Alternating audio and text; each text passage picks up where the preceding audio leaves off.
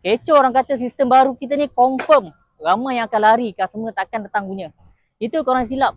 Sistem baru yang kita buat ni yang centralized ni, maksudnya centralized one stop center ni, hujan pula kan, tak apalah kita teruskan kan.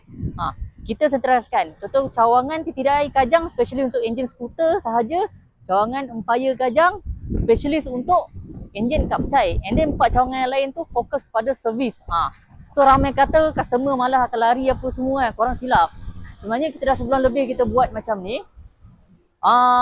So far alhamdulillah apa kita dapat bila kita buat centralized one stop center kita panggil lah kan. Kita kumpulkan tenaga pakar dekat satu tempat. Yang lain tu kita jadikan kerja yang agak ringan. Bila kita buat macam tu, impact dia apa dia? Kerja-kerja yang motor tinggal tak terlampau pending terlampau lama proses dia. And then quality kita senang jaga. Contoh TTDI Kajang skuter yang fokus engine skuter pun sana sama juga. So motor boleh keluar laju. Dekat yang dalam negara Empire Kajang ni pun sama juga yang motor-motor kapcai. So kerja jadi laju. Tapi jangan salah faham.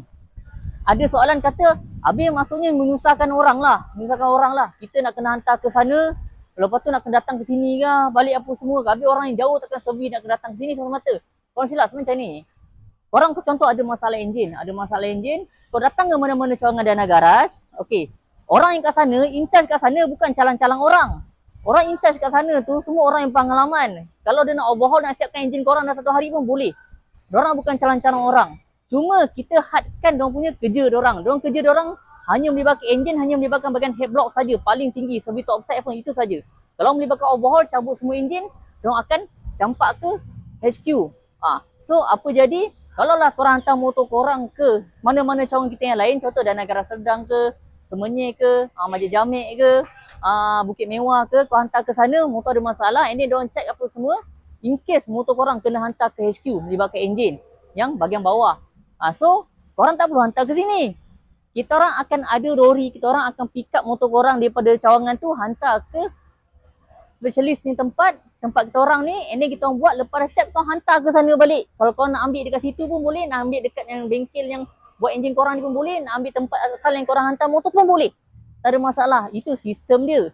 And then soalan lagi, macam mana pula kalau motor korang bunyi enjin, takkan nak pergi tempat jauh-jauh? Tak, kau datang je mana-mana cawangan tu untuk cek enjin. Diorang pun ada kepakaran untuk nak cek enjin korang. Cuma apa-apa melibatkan overhaul apa semua yang lagi detail, diorang kan advice untuk dia akan arrange untuk lori pick up motor korang hantar datang ke sini. So faham kan dia punya flow sistem dia macam mana. Contoh lah tadi aku pergi dekat cawangan Majlis Jamek Kajang, ada sebiji motor FZ datang bunyi, so dia tolong cek. Bila diorang cek, rupanya bearing gearbox pecah. So bila bearing gearbox pecah, dia akan melibatkan kena proses overhaul keseluruhan enjin.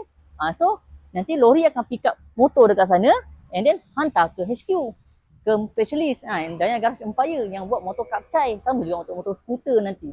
So faham macam tu konsep dia. Apa lagi yang korang tak clear, korang boleh tanya dalam komen, nanti aku jawab, aku balas ke korang lah. So mengelakkan kekeliruan. So untuk korang aku ulang balik kita memang dah start jalan one stop center, maksudnya specialistkan satu tempat. Dana Garage TTDI Kajang, kita fokuskan untuk bahagian specialist untuk fokus bahagian enjin motor skuter sahaja. And then Dana Garage Empire untuk specialist untuk fokus buat bahagian motor enjin motor kapcai. And then 4 cawangan kita yang lain, Dana Garage Sedang, Dana Garage Bukit Mewah, Dana Garage Selaji, dan Dana Garage Majlis Jamek dan Dana Garage Semenyih. Ini semua yang fokus untuk buat bahagian servis sahaja. Servis tu bukan setakat servis tukar tayar, minyak rantai apa semua.